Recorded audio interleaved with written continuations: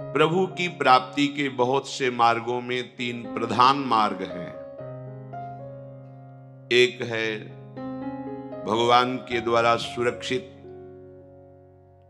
भगवान की कृपा के द्वारा पोषित भक्ति मार्ग, और एक है विशुद्ध ज्ञान के द्वारा अभेद भाव करके भगवान में लीन हो जाना, ज्ञान भाव, और तीसरा है सबको भगवत स्वरूप मानकर मन वचन कर्म से सबको सेवा सुख पहुंचाने की भावना, कर्म योग मार्ग। कर्म मार्ग नहीं, कर्म योग मार्ग। कर्म योग तभी बनता है जब उसमें भगवत भावना के द्वारा किया जाता है। माता पिता भाई बंधु रिश्ते नाते सब भावों को भुलाकर एकमात्र सब में हमारा प्रभु विराजमान है और उसी को सुख पहुंचाने के लिए हमारी सारी चेष्टा है। इसे कर्मयोग कहते हैं। अभेद भक्ति, तत्त्वम असि, तत्त्वम असि, तुम वही हो, ऐसा अनुभव हो जाना। अहम ब्रह्मास्मि, मैं ब्रह्म हूं, ये ज्ञान योग अभेद भक्ति। पर भगवत भक्ति बहुत ही सुरक्षित मार्ग है। इसमें भगवान की कृपा के द्वारा उपासक के अवगुणों पर दृष्टि ना रख करके उसे आगे बढ़ाते हुए गिरने ना पावे। अगर गिर भी जाए तो भी उसका परिणाम महामंगलमय ही होगा। नामे भक्ता प्रणश्यति। अगर गिरता है तो कहीं ना कहीं अहंकार है, नहीं तो करो सदा तिनके रखवारी, जिम बालक राखे महतारी। जैसे मां अपने बच्चे की प्रत्येक क्षण सुरक्षा रखती है, ऐसे अनंत वात्सल्य समुद्र भगवान अपने भक्त की रक्षा करते रहते हैं। भक्त का स्वरूप यही है, कायेन वाचा मनसेन्द्रियैर्वा बुद्ध्यात्मना वानुसृत स्वभावात् करोति यदि यत् सकलम परस्मै नारायणायेति समर्पयेत्।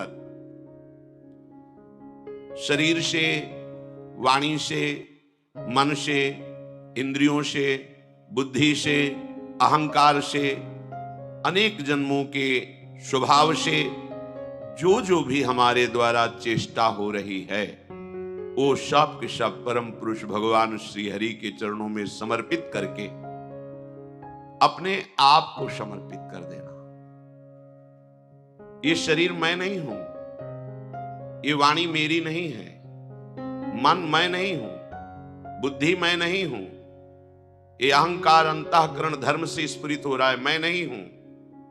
स्वभाव त्रिगुणात्मिका माया के द्वारा रचा गया, ये मैं नहीं हूं। तो जो मैं बचा उसे भी भगवान के चरणों में समर्पित करना, ये तब अनुभव में आएगा। पहले वाणी से समर्पण, शरीर अर्थात क्रियाओं का समर्पण, मन अर्थात संकल्प का समर्पण, स्वभाव अर्थात प्रत्येक वृत्ति का समर्पण। तब आप खुद अनुभव कर पाएंगे कि मैं तत्व क्या है। फिर उसका समर्पण, उसका समर्पण होते ही ब्रह्म नहीं माया नहीं, नहीं जीव नहीं काल, अपनी हो सुधि ना रही, एक रहो नंदलाल। बचा एक। भक्ति में सरसता है, भक्ति में बहुत बड़ा बल भगवान के आश्रय का है। इसलिए प्रायः भक्त का पतन नहीं होता। किसी कारण से यदि वासनात्मक वृत्ति कुसंग से कोई ऐसी चेष्टाएं बनने लगे जो भगवान के प्रतिकूल हैं, भगवद आज्ञा की विरोधी हैं, तो भी उसका पतन नहीं होता। भले उसको दंड मिले, वो भी बहुत कम मात्रा में, पर भगवान उसका पतन नहीं होने देते। कृपा ही कृपा भक्ति मार्ग में है, क्योंकि इसमें भगवान कह रहे हैं कि मैं उसे साधु बनाता हूं। इसमें भगवान कह रहे हैं क्षिप्रम भवति धर्मात्मा, बहुत शीघ्र उसे धर्मात्मा पदवी प्राप्त हो जाती है, क्योंकि भगवान की नजर उस पर होती है। अहम शून्य हृदय भगवत प्रेम का अधिकारी होता है। जहां कहीं अहम होता है, भगवान उसको ठोकर लगवाते हैं। उसको लगता है कि मैं किसी योग्य नहीं, कहां भक्ति का प्रकाश उसके हृदय में भगवान कर देते हैं। जब तक अपने में कोई योग्यता समझ में आती है, तब तक अहंकार का राज्य है। और जहां असरण भाव आया, जहां अपने में अयोग्य भाव आया, उसी समय भगवान अपनी शरणागति का दिव्य प्रभाव उसके हृदय में प्रकाशित कर देते हैं। अपना हृदय प्रभु के चरणों में पूर्ण समर्पित हो जाए, इसी के लिए भगवान ने कहा सततम कीर्तयन्तो माम यतन्तश्च दृढ़व्रताः नमस्यन्तश्च माम भक्त्या नित्ययुक्ता उपासते। जो सतत मेरा नाम जप करता रहता है। सतत शब्द की कई दिन से चर्चा हुई कि सतत वही कर सकता है जिसका केवल अपनापन प्रभु से है।